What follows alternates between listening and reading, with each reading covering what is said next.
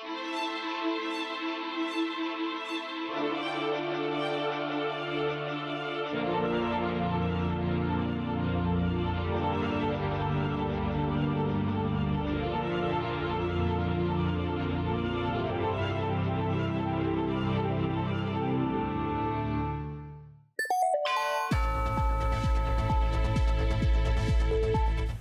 intend to resign as party leader, as prime minister, after the party selects its next leader.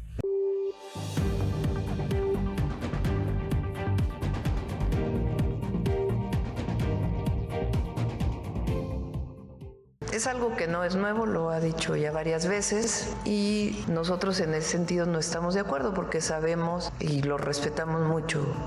Pero en el caso del tratado comercial entre Canadá, Estados Unidos y México, ha beneficiado mucho a Estados Unidos. We're going to be changing the name of the Gulf of Mexico to the Gulf of America, which has a beautiful ring that covers a lot of territory. The Gulf of America, what a beautiful name. And it's appropriate. ¿Por qué no le llamamos América Mexicana? Se oye bonito, ¿no? ¿Verdad que sí?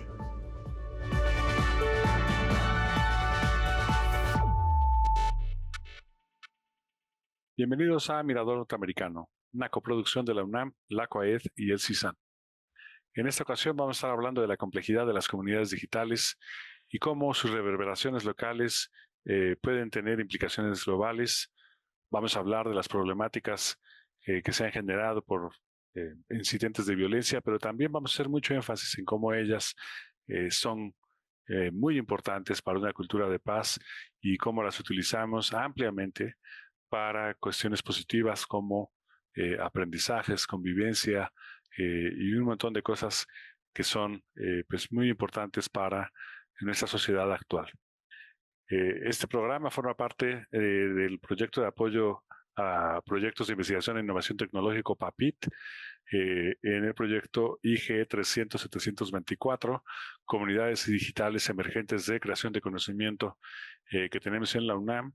Y pues bueno, nos va a servir para conocer un poco más a fondo del trabajo que hacemos aquí en el CISAN sobre estos temas y sus importantes implicaciones en esos tiempos de preocupación, de incertidumbre, en los cuales pues una situación de violencia puede pues llevarnos a cuestionar el funcionamiento de nuestra sociedad y de nuestras comunidades digitales. Va a ser un programa muy interesante que no solamente va a tratar asuntos de lo local, sino que nos va a mostrar cómo en estos espacios la transnacionalidad es clave y estamos en interacción con otras latitudes, otros lugares de América del Norte y más allá. No se vaya, quédese en Mirador Norteamericano. Pues hemos estado viendo en las últimas semanas que se ha hablado muchísimo de las redes digitales, de cómo las redes digitales son responsables de fomentar la radicalización de las personas, la polarización política.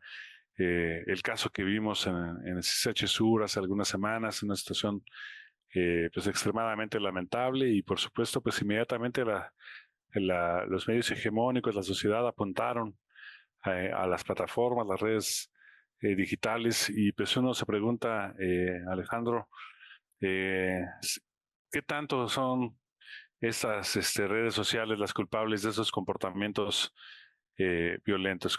¿Cómo lo ves? Pues mira, yo creo que en repetidas ocasiones cuando hay eventos de violencia que tienen que ver sobre todo con gente joven, usualmente se culpabiliza a los medios en donde se comunican o interactúan los jóvenes. Hace unos años era común que se culpabilizara a los juegos, a los videojuegos por ser violentos, o que se culpabilizara a ciertas películas o contenidos de audiovisuales que eran particularmente importantes para la juventud, pero eso se ha ido continuamente criticando y complejizando, ¿no? Lo mismo pasa con las redes. O sea, es el medio, la red, lo que estimula la formación de estos grupos, o son estos grupos los que se apropian de la red y empiezan a funcionar ahí. Digo, eso es una pregunta compleja, pero lo que yo quisiera llamar la atención aquí es que es importante reconocer los aspectos positivos de lo que ocurre en la red y la formación de comunidades virtuales. Desde las primeras etapas de la red, siempre el fenómeno principal y para mí el más importante es la formación de grupos de interés, o sea, de individuos que por medio de la posibilidad que ofrece la red de encontrar a otros que están interesados por lo mismo y entonces empezar a entender y a tener una discusión y una interacción social sobre un tema en particular, pues permite la posibilidad de aprendizajes y de creatividad y de acompañamiento y de encuentro de amistades, incluso también de espacios seguros para aquellos que por alguna u otra razón son minorías que pueden ser atacadas en otros espacios, ¿no? Entonces creo que desde, como te decía, desde las primeras etapas, la formación de estas listas de correos, después los foros que fueron apareciendo y finalmente con las plataformas de redes sociales, pues la formación de grupos de interés ha sido la característica principal. Y creo que la gran diversidad de grupos que existen, seguramente quienes nos escuchan, seguramente participan de alguno u otro grupo de interés en Facebook, en Twitter, en las diferentes plataformas, y seguramente habrán encontrado en la participación en estos grupos pues una información relevante, la posibilidad de discutir temas, la posibilidad de aumentar el conocimiento de ciertas áreas, ¿no?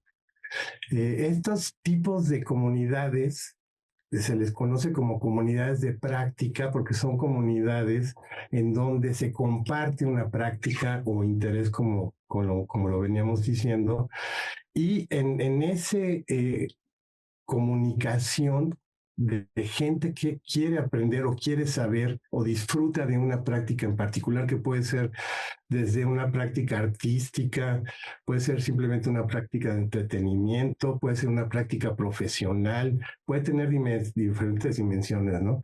Pero en la interacción con otros que también les interesa esa práctica, que tienen diferentes niveles de conocimiento de esa práctica, se da un intercambio social que es muy constructivo y que resulta complementario a la educación formal y a otras formas de aprendizaje, ¿no? Entonces creo que ha sido fundamental estas comunidades de práctica en las redes sociales y que facilitan en mucho para los jóvenes y para las personas de cualquier edad la posibilidad de mantenerse en una interacción social creativa y productiva. En el CISAN hemos tenido ya varios proyectos sobre comunidades virtuales. A nosotros en particular nos ha interesado todos los procesos vinculados a las industrias culturales en América del Norte, a las comunidades que se crean alrededor de la producción cultural, ya sea en Canadá, Estados Unidos y México, y en particular a la interacción transnacional que estas comunidades digitales permiten, de verdad, evitar la fricción del espacio y entonces poder tener una interacción con gente o familiares, amigos o desconocidos en Estados Unidos, en Canadá. Y la característica que han dirigido la selección de las comunidades que nosotros hemos estudiado, pues es precisamente que sean productivas, que creen diferentes espacios de colaboración, y hemos tenido pues cosas muy interesantes, ¿no? Juancho, tú has estado también en el proyecto, por ejemplo, tú trabajaste fandom deportivo y cómo comunidades transnacionales intercambian una serie de valores e identidades en las redes. Yo trabajé la comunidad de cineastas en Tijuana y San Diego y cómo a través de la construcción de espacios digitales y de comunidades especializadas para el cine y los productos audiovisuales, estas dos comunidades divididas por una frontera, por la fricción que crea el cruce de la frontera, pueden evitar esas limitaciones a través del intercambio digital y efectivamente se construye una comunidad de conocimiento y de ayuda mutua, que es muy interesante, sobre todo en las condiciones en que ahora se encuentra Estados Unidos con México, ¿no? Pero vaya, puedo hablar de muchos otros ejemplos. Tenemos un capítulo muy interesante sobre los murales de Oaxaca, de migrantes oaxaqueños en Los Ángeles y cómo esos jóvenes, porque son muy jóvenes, intercambian su estética, sus discursos con la juventud en Oaxaca y a través de hashtags en Instagram pueden mantener este vínculo continuo, ¿no? Entonces creo que, vaya, podría enumerar muchísimos ejemplos que van desde lo más aficionado, digamos, a un interés muy general hasta lo más específico, ¿no? Comunidades de profesionales que intercambian conocimientos particulares de programación, de filmación, de escritura. Tenemos también, por ejemplo, Graciela Martínez Arce ha hecho un trabajo muy interesante de comunidades de escritores y lectores en Canadá y cómo a partir de las comunicaciones, de las experiencias de los escritores, hay muchos de ellos que han podido publicar y que ahora han encontrado públicos muy amplios en para sus lecturas, ¿no? Entonces, y lo mismo para los lectores, encontrar qué leer, qué buscar, han sido importantes.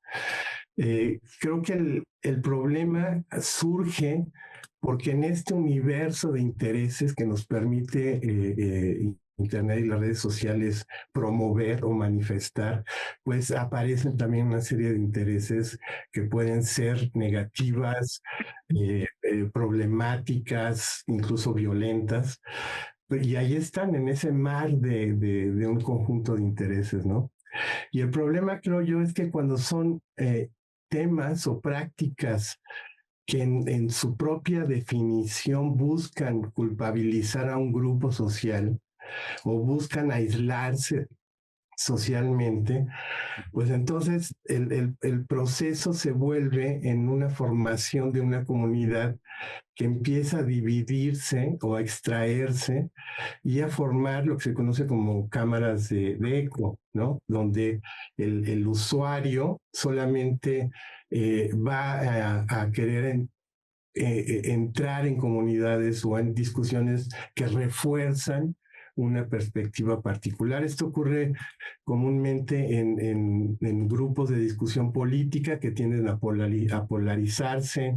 No es diferente, por ejemplo, en grupos de creación musical, donde hay músicos que intercambian conocimientos para producir mejor música, etcétera. Pero cuando hay un principio, como les decía, político o de culpabilidad de algún elemento a un grupo externo, un grupo que se identifica, entonces aparece esta polarización y efectivamente pues existen en la red, están ahí y tenemos que tener pues cuidado con estos grupos, entenderlos, ver cómo se forman, por qué se forman, cuál es la relación con el mundo exterior, no solamente dentro de lo digital. Pero sí entenderlos dentro de un universo de grupos de práctica y grupos de interés en las redes que tienen muchísimos efectos sociales, muchos de ellos, yo diría incluso la mayoría, efectos que han sido positivos y que hemos podido documentar nosotros y muchos otros académicos que han trabajado este tema alrededor del mundo. No podemos sustraernos de eso. ¿Hasta qué punto son imitaciones de lo que pasa en Estados Unidos o hay nuevos, lo hacemos, hay una repetición, hay una regularidad en este tipo de cosas o es un fenómeno, digamos, a la mexicana? ¿Tú cómo lo ves? A mí me gustaría contestar esta pregunta Primero, aclarando que voy a hablar de cómo se construyen estos grupos y cuáles son las regularidades que a mí me parece que existen, pero que de ninguna manera me parece que sean generalizables, ¿no? O sea, voy a hablar de estas personas que específicamente participan en estos grupos y no me gustaría que se entienda como que es un problema generalizado de la juventud, ¿no? Me parece que una primera forma de abordar esta pregunta es reconocer que el fenómeno de la violencia escolar, especialmente esa vinculada a masculinidades jóvenes y y discursos radicalizados en línea, no se puede pensar como una serie de casos aislados o como imitaciones mediáticas, ¿no?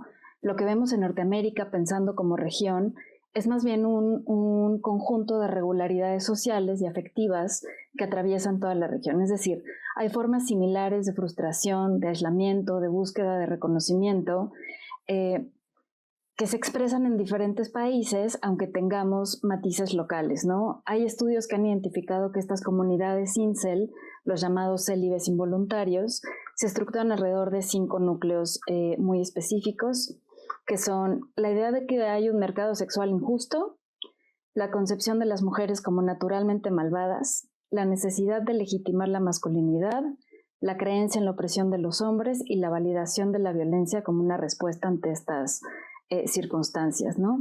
Lo que emerge entonces, me parece, es que hay una gramática transnacional de frustración que comparte referentes culturales, es decir, comparten los mismos memes, comparten los mismos foros, comparten estas mismas figuras que son un referente en los foros, pero lo importante es que se sostienen en regímenes afectivos compartidos. Es decir, ¿a qué me refiero?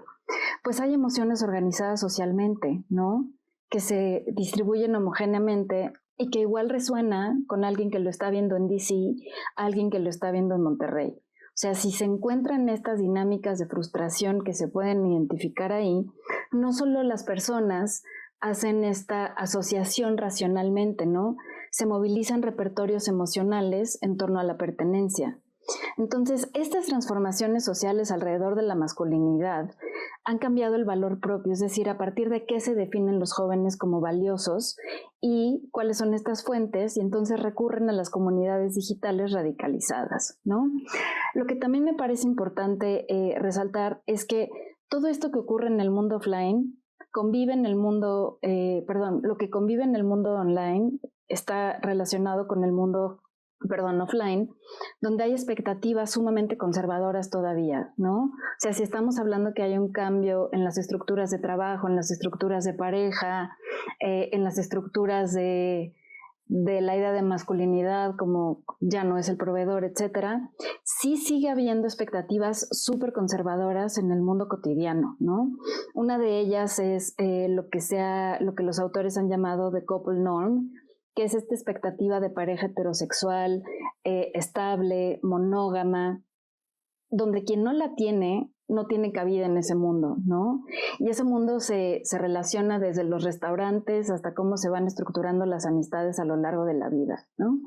Entonces, lo que quiero decir es que no se imita un acto violento, lo que subyace son experiencias comunes, ¿no? Que en estos grupos en línea, la identificación es a partir de algo que se llama antifandom, es decir, no es únicamente a partir de lo que les interesa o a partir de lo que afectivamente se puede conectar, sino a partir de lo que separa, ¿no? El recurso de identificación es aquello que se detesta. Entonces, si pensamos en patrones regionales, nos obligamos a pensar cómo se uniforma este aprendizaje emocional de la violencia, cómo actúa como una narrativa generalizada y cómo podemos pensarnos como un ecosistema emocional en ese sentido, donde la violencia otorga una visibilidad, ¿no? Se convierte en una forma legítima de comunicación. Entonces hay que entender y pensar en estructuras de emoción, de pertenencia y desigualdad que sostienen este sistema violento, ¿no? Y no solo las imágenes que lo presentan en los medios. Importantísimo lo que mencionas, ¿no? Porque además, pues bueno, es un factor complejo, con factores psicológicos, factores sociales, factores culturales, de las características de la comunicación. También estamos hablando de una generación pospandémica, ¿no? Pasaron el fenómeno de la pandemia nos puso en un momento muy, pues muy diferente a cualquier otro. Nos llevó a tomar clases en nuestras recámaras, nos llevó a no tener interacciones eh, presenciales en los espacios en los que había. Entonces, a lo mejor, pues hay como una especie de retraso en el aprendizaje sobre cómo relacionarse. eh, en fin, ¿no? O sea, es un gran...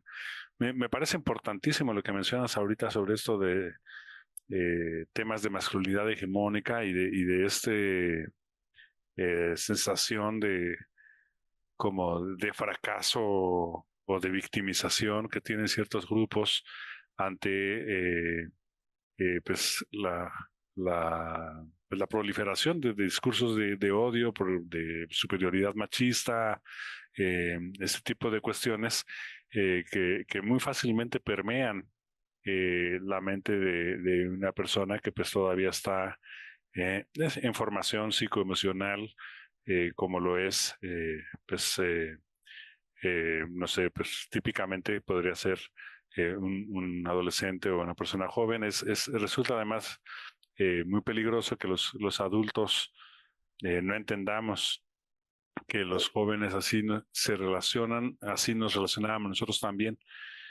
cuando éramos jóvenes, nada más que ahora pues tenemos sistemas de amplificación que hacen que lo que antes era un tema que se resolvía bien o mal al interior de una escuela, pues ahora se conecta con múltiples dimensiones nacionales y globales y también pues se presenta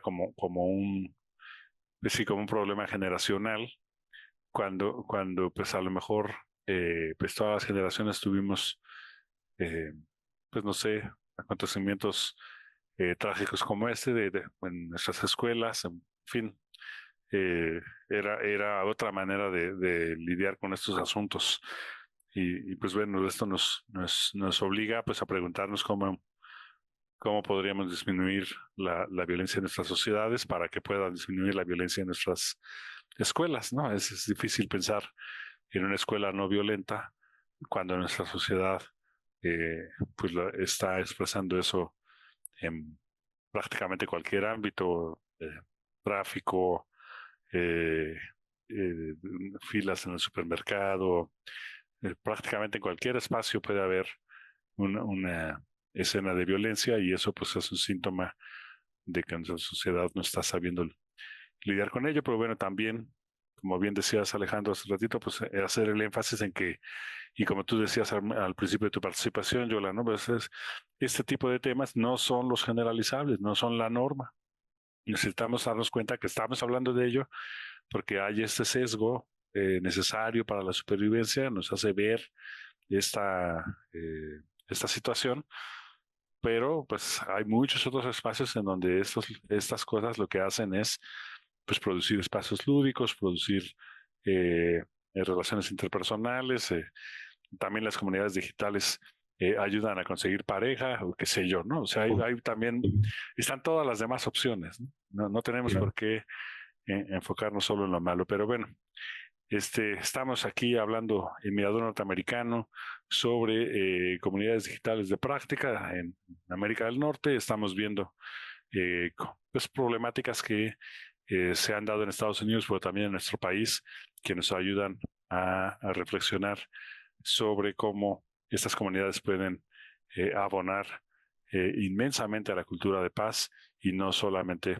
a expresiones aisladas de violencia. Entonces, pues bueno, estamos en Mirador Norteamericano. No se vaya, quédese con nosotros.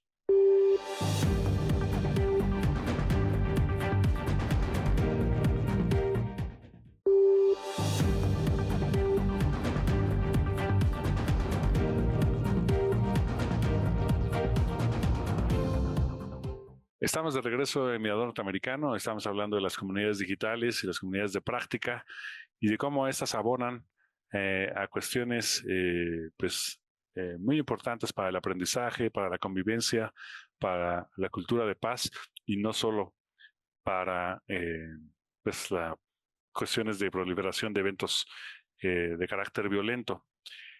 Pero bueno, yo la estábamos hablando en el primer segmento sobre esta cuestión pues de que los discursos violentos, aunque no sean generalizables ni sean la mayoría en la red, pues definitivamente nos enfocamos mucho en ello.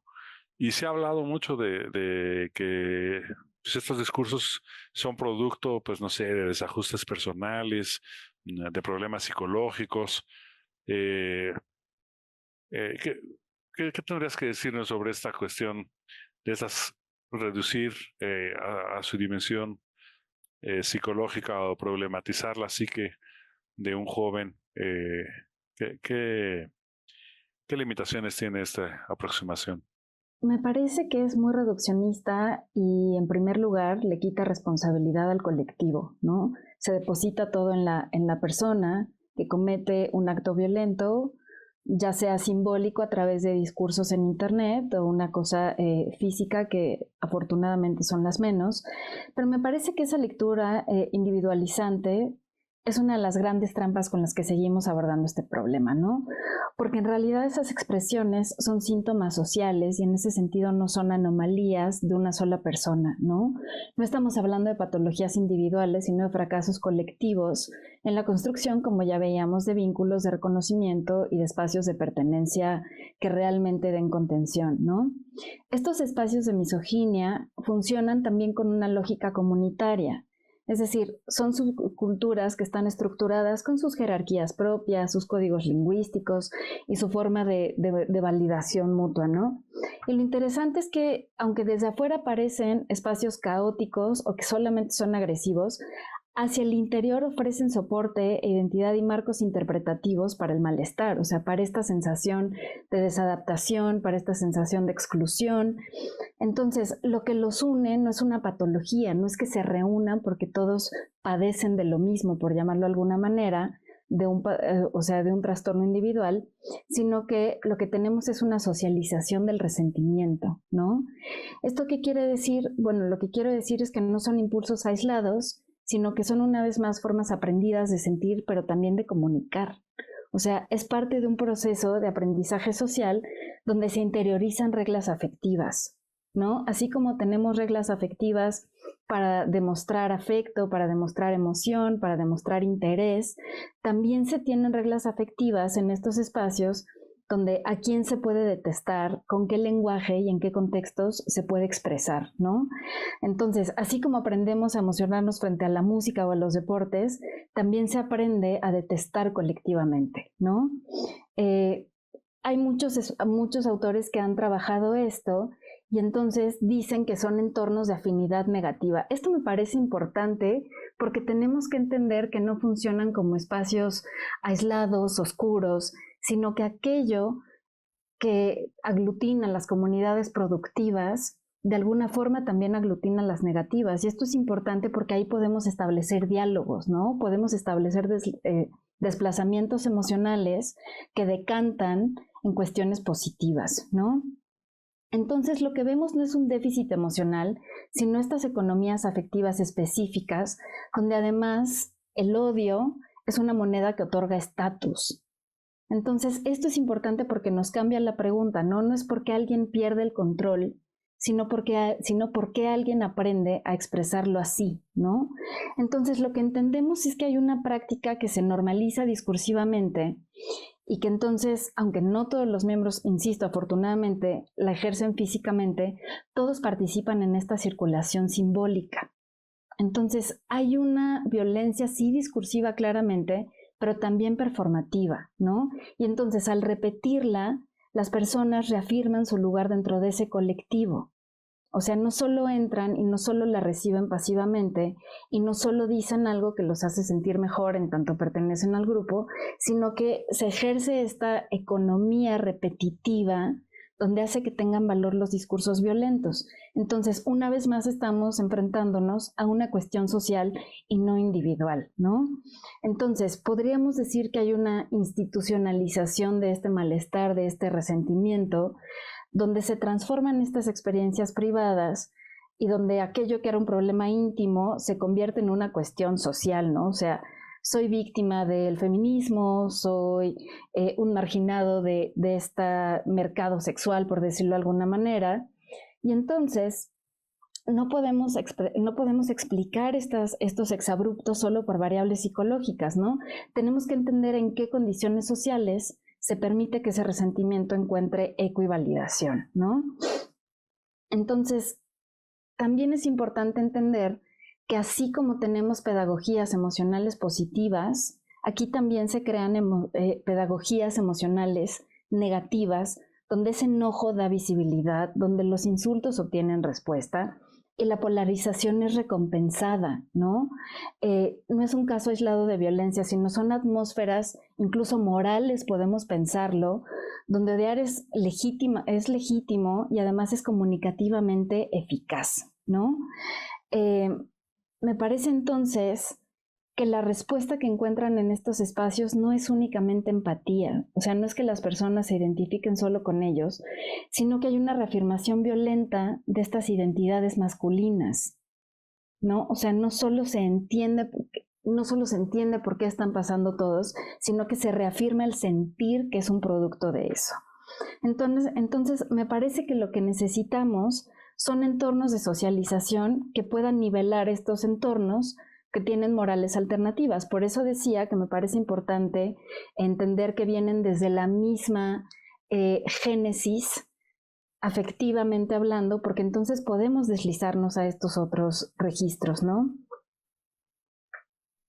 Sí, pues además vemos que, por ejemplo, estas, digamos, habilidades psicosociales, contextos difíciles, pues es la normalidad en la que muchos crecimos.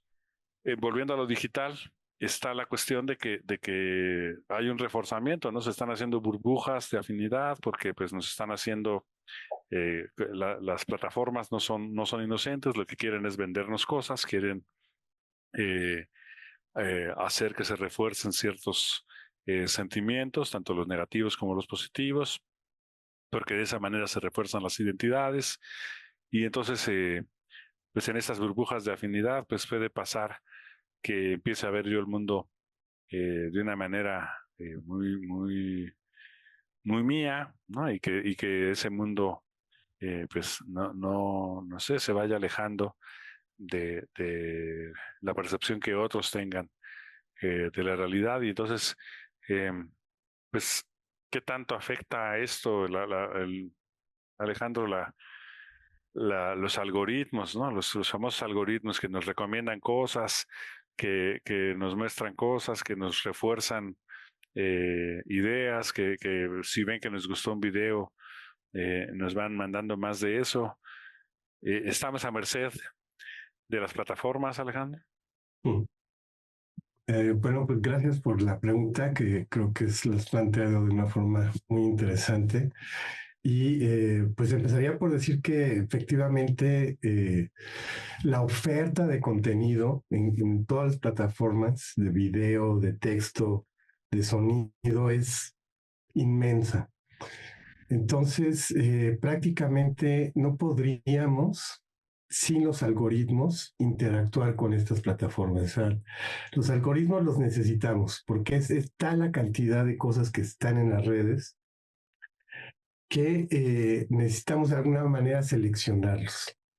Hay, por supuesto, formas de selección no algorítmicas, por ejemplo, a través de las recomendaciones de redes sociales, que te recomiendan un video, te recomiendan a un influencer, te recomiendan algún canal particular en YouTube, pero la mayoría de las formas en que interactuamos con el contenido pues es a través del algoritmo que va proponiendo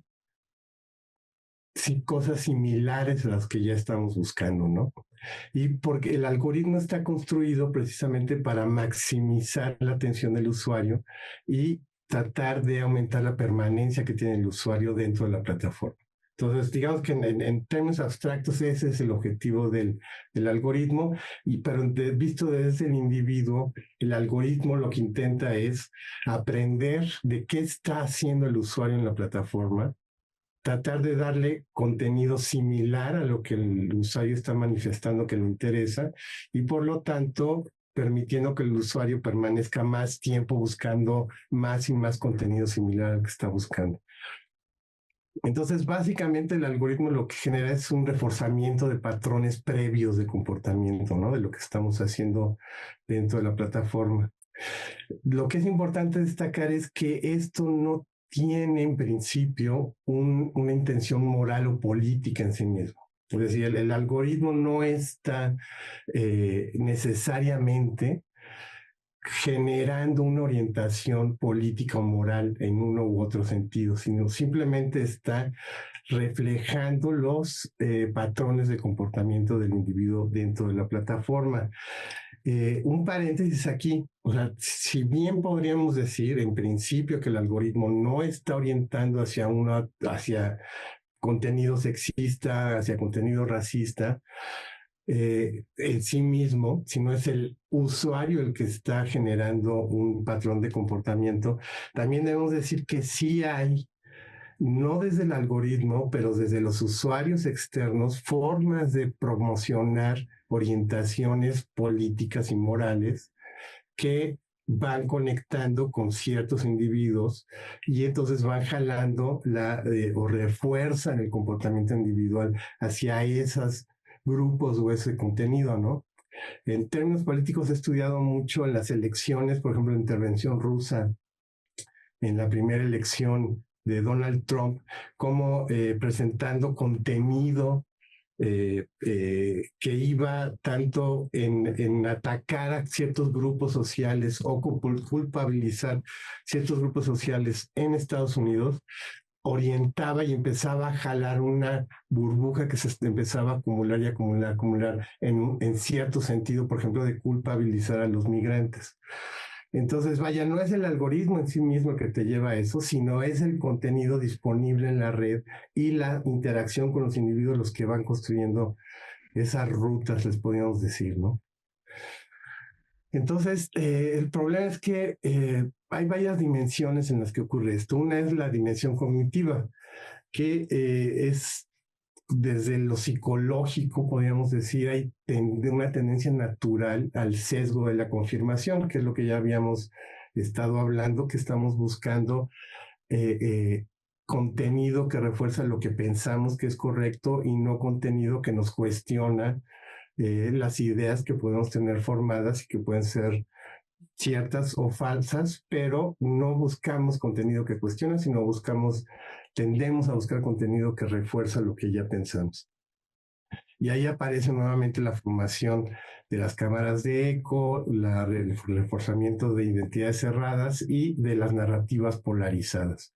Eso es a lo que nos lleva esta búsqueda de confirmación, ¿no?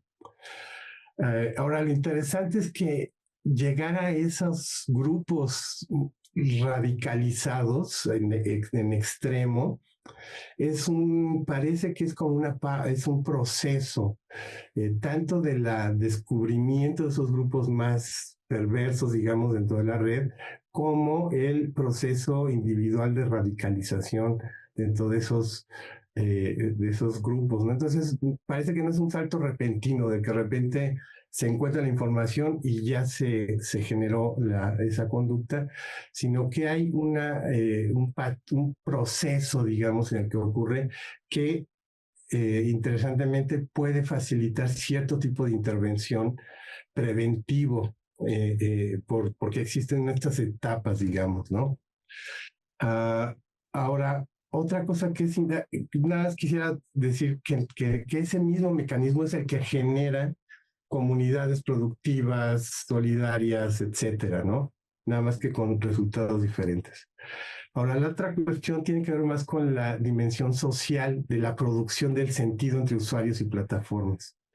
Es decir, las interacciones se generan a través de las dinámicas que los propios usuarios están trayendo a la red, ¿no? Y esto lo que nos dice es que se reproducen dinámicas culturales y sociales que existen fuera de la red. Entonces, grupos con percepciones sexistas, racistas, clasistas, aparecen dentro de la red y son identificados por este proceso que estamos mencionando, ¿no? Y otra de las dimensiones que creo que son interesantes es la dimensión ética y política, y que tiene que ver con la relación entre la automatización del algoritmo y la agencia que tenemos nosotros al interactuar con la red. Entonces, efectivamente, el algoritmo nos va proponiendo, nos va jalando a partir de lo que nosotros estamos decidiendo hacer en la red, pero nosotros siempre tenemos la posibilidad de decir si lo que nos está proponiendo el algoritmo, vamos a ir ahí o empezamos a salirnos hacia otro lado y enviar información que nos lleva hacia otro contenido, ¿no? Entonces, creo que ahí hay como una posibilidad de agencia algorítmica compartida, en el que, y creo que ahí es un punto de intervención muy importante para los jóvenes y para los problemas que estamos enfrentando, en el sentido de entender esa posibilidad de agencia y de entender el funcionamiento de los algoritmos y su reforzamiento de ciertas rutas, pero siempre comprender que esas rutas pueden ser rotas, pueden ser, las podemos salir de esa ruta y buscar otra ruta que no tenga ciertas características, ¿no? Bueno, creo que aquí lo dejo, pero me parece muy interesante esta cuestión, ¿no? de la agencia y el algoritmo. Sí, importantísimo, ¿no? Yo creo que agarrar la práctica de cuestionar nuestra propia convicción. Yo suelo decirle a mis estudiantes, mira, si ya se sienten como que ya la entendieron y ya tienen una base sólida de comprensión de algo, entonces quiere decir que ya están adentro de una burbuja, porque los que le están estudiando eso no lo entendemos. Entonces, si tú por alguna razón crees que estás llegando a un punto de entendimiento, pues es un muy buen síntoma para tratar de preguntarte por qué es lo que cuestiona esa postura, dónde está el debate o por qué hay otros puntos de vista. Pero bueno, algo que parece también aquí importante traer a colación es qué tan escindidos están estos espacios. O sea, realmente pasa que hay como lugares del Internet en donde hay discursos violentos y otros lugares en donde está todo hermoso y precioso. Esta diferenciación, esta polarización, ¿es fidedigna? Pues me parece que hay como distintos momentos de la socialización digital, ¿no? Pero me parece que en términos generales, la oposición entre comunidades, ¿no? Que pueden parecer o que se pueden denominar como tóxicas y aquellas productivas, es mucho menos clara de lo que solemos imaginar, ¿no? No solo porque los mismos espacios digitales pueden producir simultáneamente violencia y cuidado, exclusiones e inclusiones, el odio y la empatía, sino porque, vuelvo a lo mismo, es parte de una misma ecología emocional, ¿no? Y si lo pensamos desde la experiencia de los usuarios, pues muchos de los jóvenes que llegan a estos foros extremistas no llegan solo desde una única identidad digital, ¿no? La mayoría participa también de otras comunidades que les da sentido o reconocimiento, ¿no? Incluso placer. O sea, hay foros de gaming, de música, de cine, y entonces ahí también se construyen amistades, rutinas, jerarquías simbólicas positivas, ¿no? Donde son reconocidos a partir de estos intereses. Y esto es importante porque me parece que muestra que no son solo sujetos atrapados en estas burbujas de odio, ¿no? Sino personas que están transitando entre distintos entornos de sociabilidad. Y esto puede ocurrir dentro de una misma sesión en Internet, ¿no? Pueden pasar de un foro de videojuegos donde tienen amigos y comparten memes, etcétera, a subforos donde pueden expresar estas frustraciones. Me parece a mí que en realidad es parte de este mismo ecosistema, insisto, en distintos momentos de sociabilidad digital, ¿no? Pero estos afectos se desplazan de un espacio al otro y las emociones no necesariamente cambian de naturaleza, ¿no? Lo que cambia es el foco, el modo en el que se canalizan, ¿no? Y al mismo tiempo hay espacios, bueno, empieza a haber foros intermedios donde se intenta mantener conversaciones abiertas y francas sobre las violencias, ¿no? Pienso en comunidades de personas que se identifican como ex-incels, que reflexionan de forma muy crítica sobre sus experiencias, las lógicas de masculinidad que los llevaron a estar en un lugar y después los sacaron, por llamarlo de alguna manera.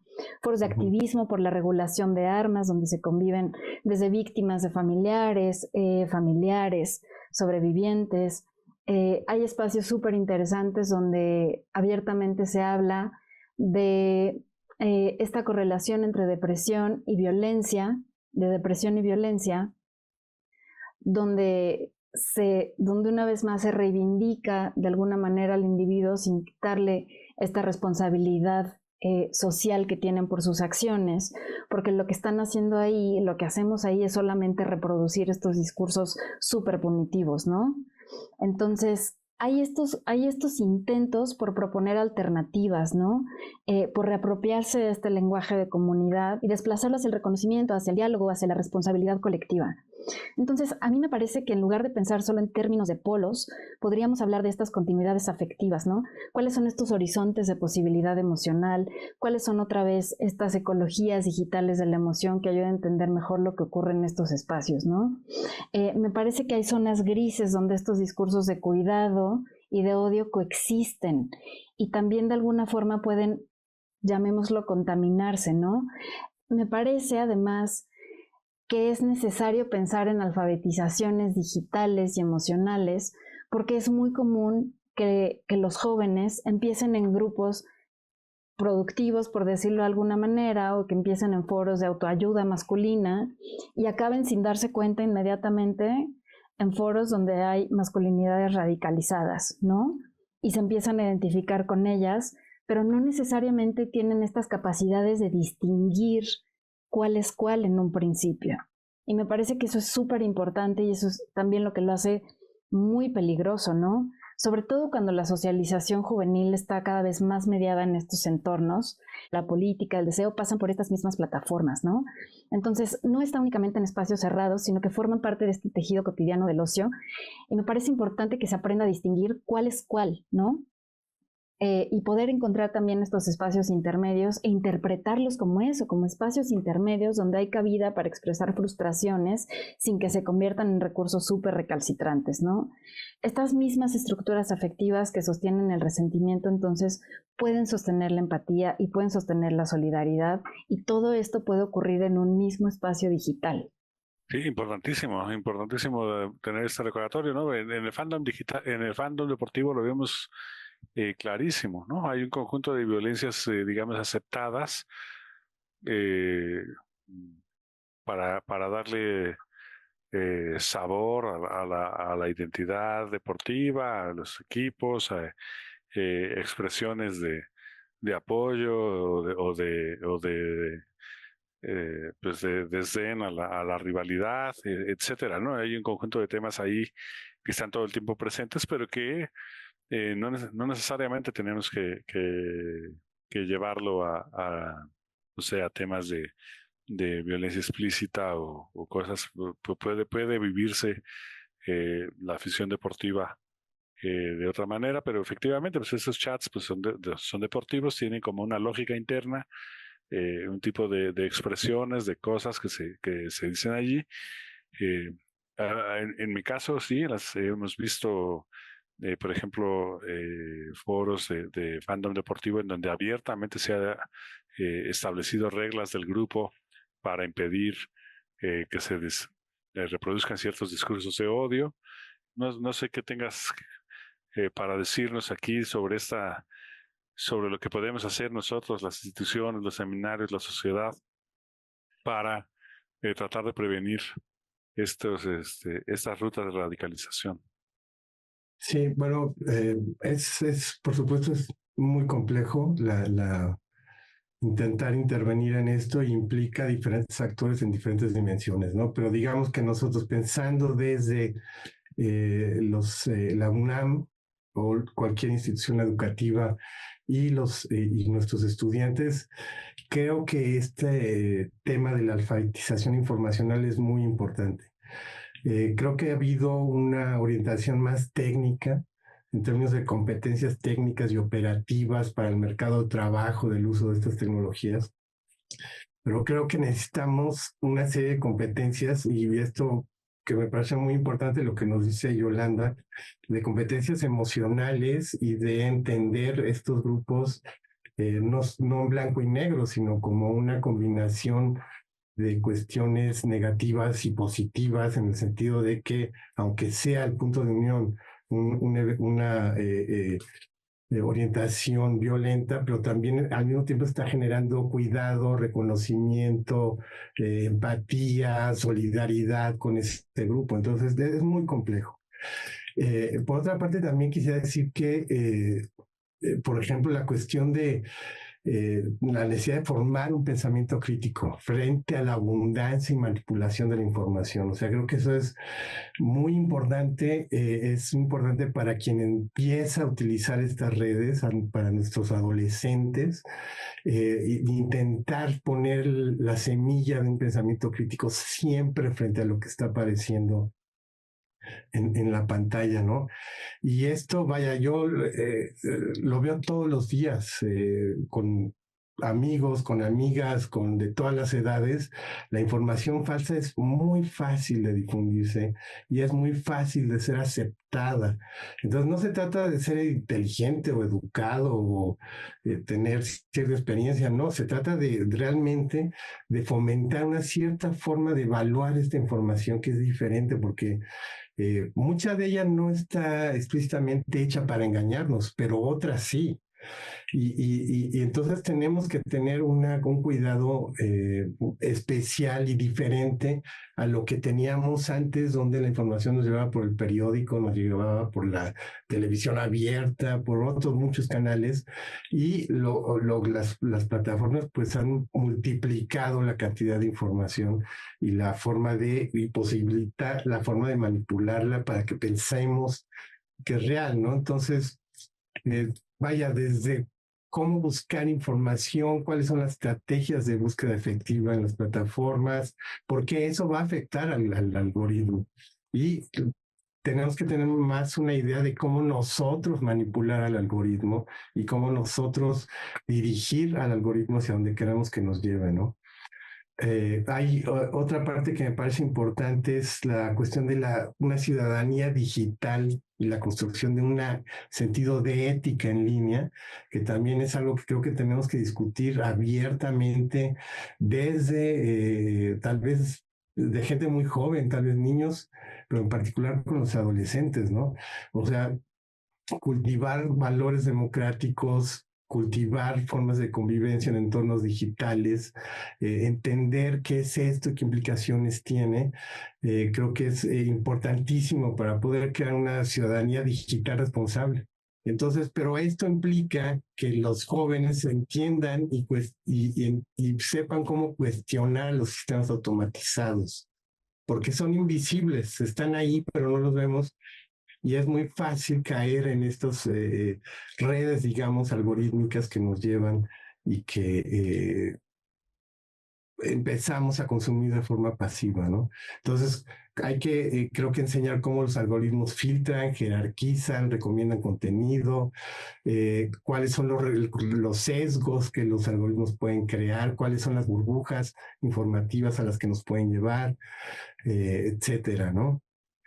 Otro punto importante sería el de la creatividad digital y la producción de contenidos, que sería enseñar a cómo usar esto de forma creativa, que nos dé una serie de capacidades que nos hagan mejores como personas, que nos hagan mejores en el área en el que estamos trabajando o estudiando y que nos hagan creativos. O sea, por ejemplo, creo que de las culturas del fandom hay mucho que aprender.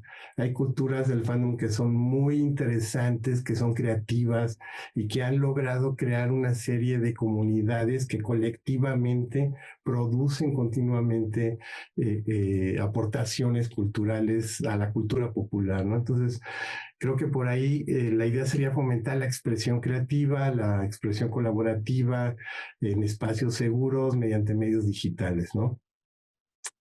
Otro punto es la cuestión de la competencia intercultural, que también aquí me parece importante y eso es mucho lo que hemos tratado de hacer en el CISAN. O sea, formar a los jóvenes de tal manera que sean capaces de convivir y cooperar en sistemas, sistemas digitales, no locales, ¿no? Entonces creo que ahí es muy importante la cuestión de la diversidad cultural, la diversidad lingüística, la posibilidad de interactuar con juventudes que están en otros países, que están viviendo otros contextos, bajo pues esta promoción o valorización del entorno digital como un espacio de diversidad cultural. Sí, definitivamente, ¿no? Además que se ha hecho más complejo. Con todo lo que hablamos hoy nos queda claro que, por ejemplo, estas cuestiones de educación sexoafectiva, pues posiblemente tenía pues unos parámetros o un alcance previos a la pandemia, pero sí esto que decías, Yola, de que no tenemos actualizar en esta situación en la que nos encontramos 7 años, es un abismo, ¿no? Es gigantesca el hueco que se ha hecho ahí, y pues necesitamos replanteárnoslo para acoplarlo a estas nuevas dinámicas, realidades, velocidades y complejidades. Pues muchas gracias a ambos, y muchas gracias a usted que nos sigue el último domingo de cada mes en Mirador Norteamericano.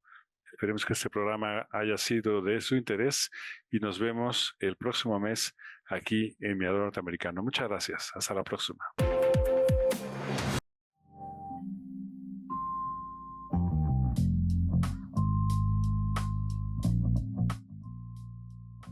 Vámonos en 5, 4, 3, 2 y adelante. Estamos de regreso en Mirador Norteamericano. Estamos hablando de las culturas digitales y de las comunidades. No estamos hablando de las culturas digitales. Discúlpenme. Corte. Corte, sí. Ok. Ahí repetimos. Vamos, 5, 4, 3, 2 y adelante.